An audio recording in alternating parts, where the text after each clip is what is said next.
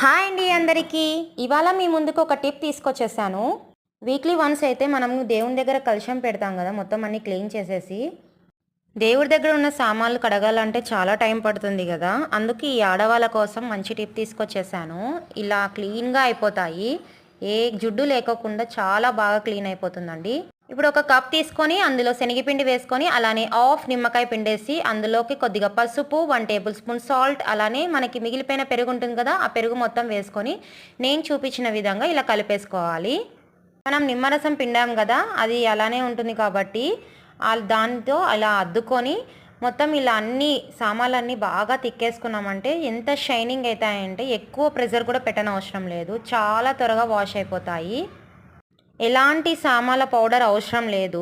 అలానే సబీనా ఇలా ఏదైనా యూస్ చేస్తాం కదా పౌడర్స్, అవసరం లేకుండా ఇలా ఇంట్లోనే తయారు చేసుకోండి. నా ఛానల్ని సబ్స్క్రైబ్ చేసుకోండి.